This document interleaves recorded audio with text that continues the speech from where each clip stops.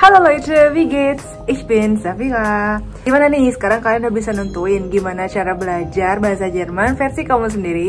Kalau misalnya masih bingung, kalian bisa tonton dulu video aku sebelum ini yang tentang gimana cara kalian bisa atur waktu tanpa harus les. Jadi kalian bisa belajar sendiri, tapi juga terarah dan terstruktur.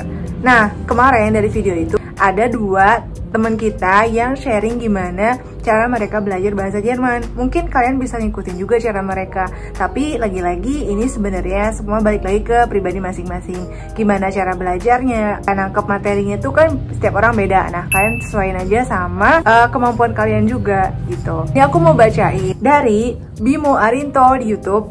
Dia bilang, kalau punya waktu luang lebih dari 30 menit atau bahkan 1 jam, belajar lewat buku Netzwerk atau artiin lirik lagu atau nonton kartun pakai bahasa Jerman biar nggak bosan. Kalau punya waktu luang meskipun cuma 5-15 menit, coba mainin Duolingo. Harus ada target juga. Misalnya satu hari target 5 crown atau 3 crown dalam satu latihan. Kalian nanti lambat laun makin terbiasa baca teks dan mulai bisa paham bahasa Jerman. Tinggal cari temen yang dari Jerman atau yang lagi belajar bahasa Jerman buat questionnya. Nah, ini salah satu tips yang bagus juga ya, yang mungkin bisa kalian ikutin juga kalau misalkan kalian masih no clue, masih benar-benar bingung banget harus gimana dulu nih mulainya. Nah, kalian bisa contoh dari Bimo Arinto ini. Terus satu lagi nih, ada dari Sukriyati Aziz di Instagram. Ya, yang pertama dia tuh nonton Nico's Week by DW. Terus dia selain belajar dari DW TV tadi, juga belajar dari Deutsch Lernen Extra auf Deutsch. Das Geschichte von Sascha und Anna. Geschichte, kayaknya Geschichte ya maksudnya. Yang ketiga, Deutsch Lernen Nico Andrew. Ich weiß nicht, wie man das ausspricht. Antonescu. Und yang keempat, oke, ini promo diri sendiri ya. Dan gak lupa nonton channel YouTube-nya Kak Safira Lidina. Dan pas nonton aku siapin alat tulis buat catat yang penting-penting, terjemahin kalimatnya. Jadi menurut aku bagus dan ngebantu banget buat melatih Hören, Sprechen, dan Grammar. Karena keseringan nonton aku jadi bisa sedikit-sedikit ngomong dan buat kalimat. Nah, ini aku setuju ya, kalau misalnya kalian juga lagi fokus buat bisa ngomong, nonton series atau pokoknya nonton sesuatu dalam bahasa Jerman itu bisa ngebantu banget buat kalian jadi bisa bikin kalimat, kalian jadi bisa ngomong gitu. Karena itu kayak udah otomatis aja, kalian jadi kayak tahu mau ngomongin itu gini loh, jadi nggak terpaku ke teori, kalian nggak akan terpaku ke buku, tapi juga bisa langsung praktekin sebenarnya gimana sih kalau buat daily itu pemakaiannya, penggunaannya gitu. Dan sebenarnya itu lebih gampang pas kalian ketemu sama grammarnya itu, kayak kalian udah tahu oh yang kayak gini tuh grammarnya ini gitu. Oke, danke Bimo und Sukriyati Aziz untuk sharingnya. Sekarang di video ini aku mau bahas yang di request dari Adinda RH _ di Instagram. Dia request untuk buat video tentang bagian tubuh dalam bahasa Jerman. Nah, kebetulan karena emang aku juga belum pernah bikin, jadi di video ini aku mau bikin tentang Körperteile. Tapi sebenarnya Körperteile itu kan banyak banget. Ada misalnya cuman kepala aja, kita bisa sampai bahas Gehirnnya, isi Gehirnnya apa, itu kan juga bagian tubuh. Nah, tapi karena kalau kita bahas itu bisa sampai 7 hari 7 malam, jadi aku di sini cuman bakalan bahas dari Körperteile yang umum aja dan yang juga setiap hari kita lihat deh. Kalau misalnya apa yang ada dalam Gehirn, ya udahlah ya, itu pelajaran biologi aja. Nah, aku mau kasih lihat nih, ini tuh salah satu buku pelajaran biologi yang dulu aku dapet kelas 5 SD. Jadi kelas 5 tuh aku kayak baru 2 tahun di Jerman dan udah belajar Sachbücher atau buku-buku sains. Nah, isinya tuh kayak gini-gini.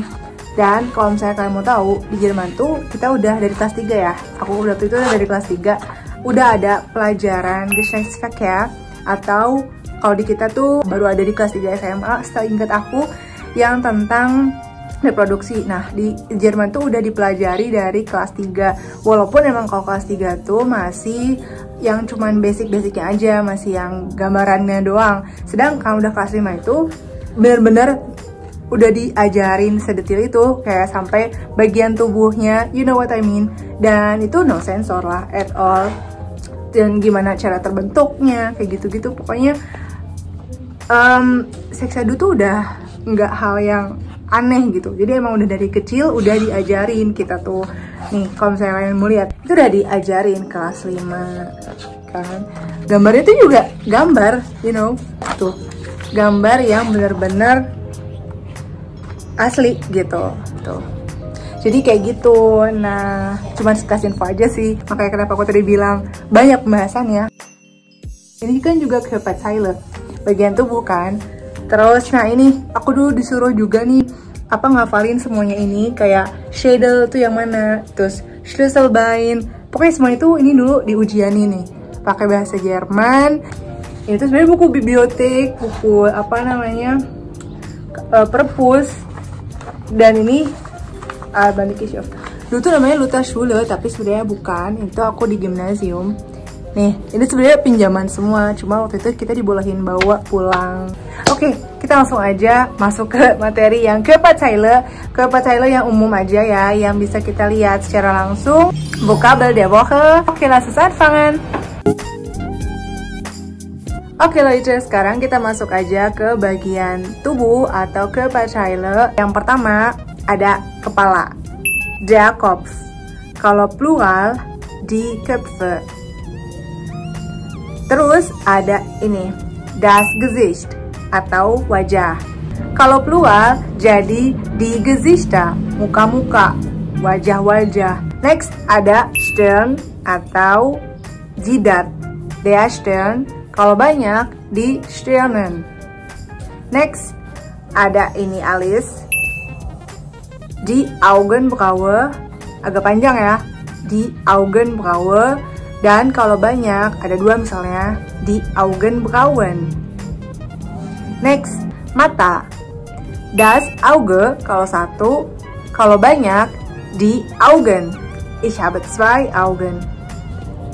Ini das Ohr atau die Ohren, telinga. 2 Ohren, 1 Ohr. Hidung, die Nase.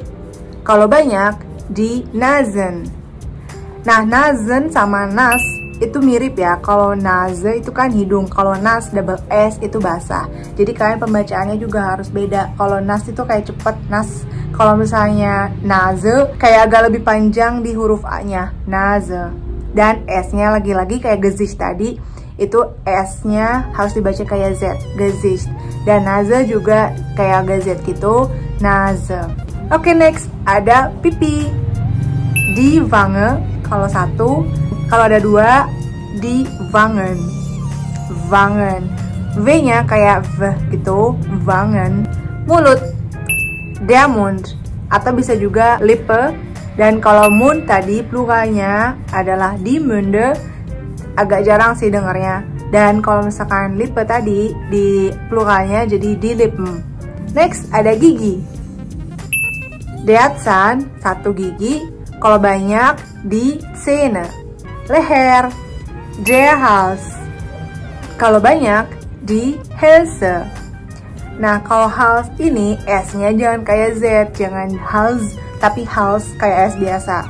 Jadi kayak biasanya sih kalau S bahasa Jerman yang dibacanya kayak agak Z gitu, biasanya cuma di tengah aja. Kayak misalnya tadi Gesicht, oder Nase, oder kadang di depan kata juga sih, jadi tergantung katanya juga. Oke, next ada bahu, die Schulter, die Schultern. Dada, der Brust. Kalau ada banyak, die Brüste. Lidah, die Zunge und die Zungen. Next ada der Arm atau lengan. Lengan tuh ini kan ya, pokoknya der Arm, lengan. Kalau banyak die Arme, die Arme. Tapi die Arme ini ada dua arti sih, kayak misalnya mau bilang die Arme atau kayak for you gitu kalau bahasa Inggrisnya. Oke, next. Ini sikut, der Ellenbogen. Agak panjang ya, der Ellenbogen. Die Ellenbogen. Ini das Handgelenk, der Hand. Tahu tangan. Kalau ada dua, die Hände. Dan der Finger, ini tepatnya Zeigefinger atau jari telunjuk. Und kalau ada banyak, die Finger. Und ini jempol, der Daumen, die Daumen. Drück mir die Daumen. Ich schreibe morgen eine Arbeit. Sekarang ini. Punggung itu der Rücken. Dan kalau ada banyak, die Rücken. Und dann haben wir noch perut, der Bauch. Kalau banyak, die Bäuche. Und dann pinggul, die Hüfte. Nah, kalau bagian belakang atau pantat, itu sebenarnya ada 3 versi. Ada yang kayak buat anak-anak, ada buat temen, sama ada kayak misalnya kalian lagi ke dokter. Yang pertama itu po. Ini biasanya buat anak kecil. Misalnya, mein Po tut weh gitu, atau pantat aku sakit. Nah, terus kalau misalnya ke dokter, kan kalian agak nggak enak kalau misalnya bilang mein Po tut weh, tapi kalian bisa bilangnya Hintern. Jadi itu kayak pantat tapi versi agak sopan gitu. Der Hintern, die Hintern. Terus satu lagi, kalau misalnya mau bilang ke temen. Nah, kalau misalnya bilang ke temen, kan nggak mungkin dong kayak bilang po, itu kayak anak kecil banget. Atau misalnya bilang mein Hintern tut weh. Itu kayak jadi formal amat sih bro. Kita bilangnya Arsch, mein Arsch, der Arsch. Cuman itu kan nggak enak kalau misalnya bilang ke dokter mein Arsch tut weh. Nah, itu nggak mungkin. Jadi kalau misalnya buat anak kecil tadi po, misalnya buat ke dokter bisa pakai bilang Hintern. Dan kalau misalnya ke temen, kalau misalnya bilang Hintern terlalu formal, bilangnya Arsch. Jadi pakai der Arsch. Cuman agak kasar sih. Ada ini das Knie. Kalau ada 2, die Knie, lutut. Terus das Bein, die Beine, der Fuß, atau bagian kakinya. Susah ya kalau ngasih lihat. Pokoknya yang kaki itu Fuß, jempol kaki itu C, der C. Dan kalau banyak atau 2, die Zehen. Dan kaki tadi kalau misalnya 1, Fuß. Kalau banyak, die Füße, der Fuß, die Füße. Fußball. Ini tadi ada yang ketinggalan. Bulu mata satunya di Wimper. Dan kalau banyak ada 2 bulu mata di Wimpern. Kalau misalnya kalian punya kumis itu der Schnurrbart. Dan kalau kalian punya brewok itu der Bart. Oke, itu dia beberapa Körperteile yang biasa kita lihat sehari-hari. Kalau misalnya kalian ada yang tahu lainnya yang mungkin tadi aku ke-skip, boleh juga ya tulis di kolom komentar. Oke Leute, sekian dulu aja video kali ini tentang Körperteile atau bagian tubuh.